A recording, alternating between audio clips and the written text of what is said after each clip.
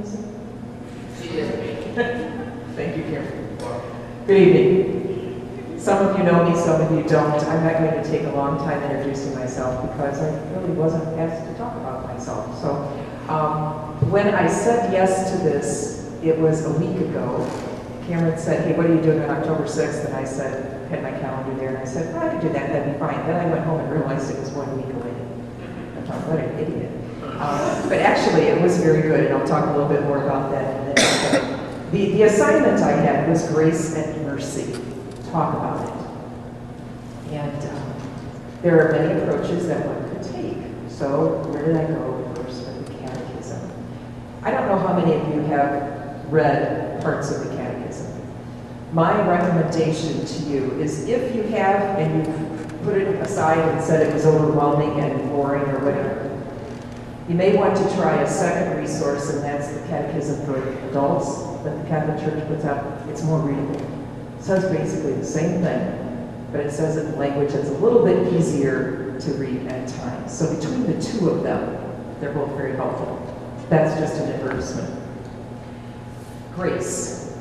I toyed with a number of ways of starting this, and one of the things I was going to do was pass out some envelopes randomly that had things in them like free gift card to Starbucks, and free rosary prayed for you, and a number of things like this, and have different individuals do this. I'm going to save time by telling you about that activity rather than doing it. My point being, if there were 10 of you in this room that got one of those, and let's say there were some pretty nice things in there, and you were the 11th person who didn't get one, how would you feel? Jay? I'd feel pretty left out. Okay, did you earn it? Maybe not. Did you deserve to get something? I would probably feel like I did. By doing what? By being the only one left out. Well, let's say there were a number of you. Did anybody deserve to get those things? No. Free gifts. Totally free, random gifts. That's a very minor example of what we're talking about today. God not only creates us, but He continues to gift us with life.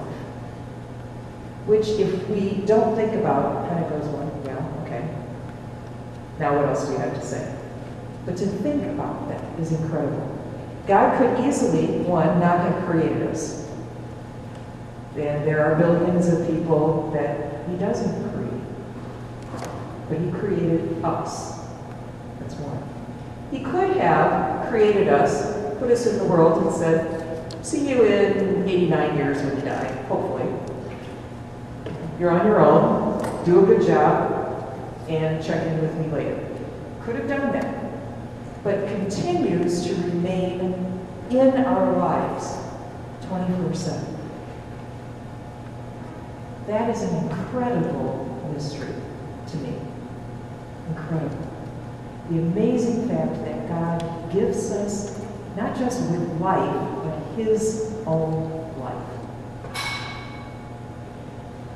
That, in a nutshell, is sanctified grace. You hear about this, sanctified grace. When I was a kid and I learned about sanctified grace, I literally walked out of the classroom thinking it was kind of like we were this container, our soul, whatever that was this container, and God poured grace into our soul. And we sinned and we poured grace out of our soul, and then it got filled up again. And that maybe is a good way for kids to think about it. But as adults, we're challenged to think of grace as a relationship. That very life of God in us. It's a free gift given. We didn't earn it. We didn't deserve it. We don't earn it. We don't deserve it. It's there. Because God is God, and God is love, and God, in His very being, wants to share that love. It has nothing to do with us, in a sense. We just happen to be the people receiving it. So it's a free gift given, but there's also the response part. Okay, so we'll talk more about the video in a little bit, but there is this sense of God gives us the gift of His life. That's great. So my sister gets married and somebody gives her a toaster.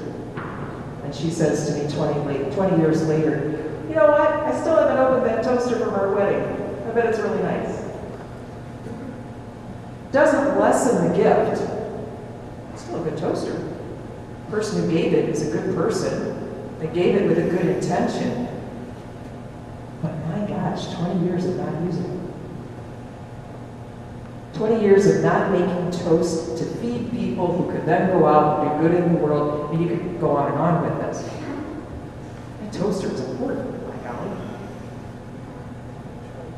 God gives us the gift of his life. Whether we choose to respond is perfectly up to us. Because he's also gifted us with free will. Some days I get up and I wish I didn't have free will. It would have been just a whole lot easier, God, if you would have given me your life and would have made me in such a way that I was forced to respond to it and we would have all been happy, as well as all the people around me. God didn't make us that way. We have that free will gift and response. That's the grace within us.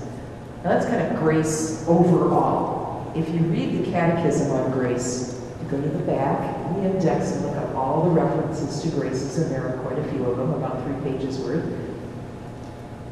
You will find that there are various kinds of grace mentioned. I mentioned one already, sanctifying grace. That very gift of God's life in us that we receive in the gift of baptism. That God just cannot not give us himself. So the sanctifying grace. But you'll also notice, if you listen carefully to Emily's prayer, she talked about the graces we receive. We don't talk about the God's lives that we receive. So there are nuances to the word grace that I think are important to look at. So sanctifying grace is certainly the ultimate gift of God's life. We also talk about actual graces. The fact that Cameron invited me to come here tonight was an actual grace for me. At least that's the way I'm looking at it right now. Because by the fact that I was invited to do this, and I knew that I was facing a group and I was supposed to talk about grace and mercy, I had to do my homework. So I had to pull out the catechism. I had to reflect on this grace thing that we talk about anyway. So it caused me to reflect. Caused me to again be grateful for that gift of grace in my life. So, would I have been grateful this past week for the gift of grace and the gift of God's life in the same way if I weren't coming here tonight? Probably not. Maybe in other ways, but I wouldn't have necessarily been as grateful as I am. The fact that I was invited to come here tonight, I was sitting at breakfast this morning and again at lunch today, and some of the sisters said to me, so what's on your plate for today? So well, I had a meeting this morning. I have a 2 o'clock meeting this afternoon. Tonight I'm giving a presentation. Oh, what's your presentation on? Grace and mercy. Oh, who's it to? Young people at Bowling Green. Oh, okay. So right before I came here, one of these sisters who was about 90 met me and said, how did it go? I said, how did what go? You know, the talk. And I said, the meetings went well. The talk is still coming up. Would you say a prayer that it goes well? I feel perfectly confident tonight that someone here is going to hear something they need to hear because I know she's praying. Not because I necessarily know what I'm talking about, but I know there's somebody praying. That gives me a great confidence. I also know that as Sisters of Notre Dame, this is an aside, which I knew would happen, I'm never going to get everything in if I do this, but as Sisters of Notre Dame, we are an international congregation. We have Eucharistic adoration around the world 24/7. So I know that somewhere in the world, in some time zone, there's a Sister of Notre Dame praying at every hour of every day, of every week. What do they pray for? The needs of the church, the needs of the world, the needs of our congregation, and the needs of any people that we encounter. That's you. You came tonight, you didn't know that, but you will be prayed for every hour of every day by someone around the world, just by the very fact that you're in the same room with me. Not a big deal. So on that note, I could stop talking, and you could just appreciate the fact that you're being prayed for. However, we won't do that. But I think that's a wonderful sense of actual grace. What can happen if we receive the gifts that God sends our way and are open to receive them. Another actual grace that is mine. Yesterday on Facebook, Kelsey Upford posted a picture of the sunrise or sunset, I don't remember, or here at Bowling Green. It was sunrise. It was a wonderful gift for me when I saw it on Facebook. It was a wonderful gift for me again tonight as I drove down Wooster Street and saw the sunset. And I'm thinking back and going, it reminds me of Kelsey's picture. Would I have looked at tonight's sunset in the same way if I had not seen that picture yesterday? I don't know. Might not have. But her picture was an actual grace for me. It reminded me of the giver of all good gifts and graces. So it drew me back to God. Grace, actual grace, is anything that brings us back into that love relationship with God. So sanctifying grace, actual grace. There is also sacramental grace. The 7 sacraments of the church are specific opportunities for us to enter more deeply into God's life, to respond more deeply to that gift of life that's given us. Obviously, in a half-hour, 40-minute time slot, we don't have the time to go through each of those sacraments specifically, but some are more key to grace and mercy than others. Baptism is certainly that reception of sanctifying grace. Reconciliation. Love the video. My question would be the 4th time, Jay. I want to know if you were back there a 4th time. If you got it right, We'll see. Maybe there will be a sequel. Perhaps. That would be a great sequel, actually. The purpose of reconciliation being not that we go in and list a list of sins and walk out feeling like, well, we did that thing. Took care of it, get on with our life, now we're free to do it again. Okay? But always that sense of relationship with God. Recognizing what it is that hinders or perhaps severs the relationship, and then coming back and reestablishing the relationship. And I think a challenge for us, just from my own personal experience in this, is the reminder of St. Paul to live with the mind and heart of God. Because I think we look at sin very differently than God looks at sin. I think in a case, most of the time for us, we look at how awful the sin was, how awful what we did, how terrible, how could we possibly have done that? Okay? And sin is wrong, it's evil, it's bad, it's all those things. But I have to admit that I think God, rather than focusing on how awful the sin was, is much more excited about the possibility of someone coming back. I love the fact that in the story of the prodigal son, it says the father was out watching for him. In my version that I'm going to write someday, it's going to say that the father and the mother took turns. I just think the father happened to be the one out on the hill that day. But I think they took turns. There was always somebody out there watching for him because they wanted so desperately for him to come back. I think that's where God's focus is.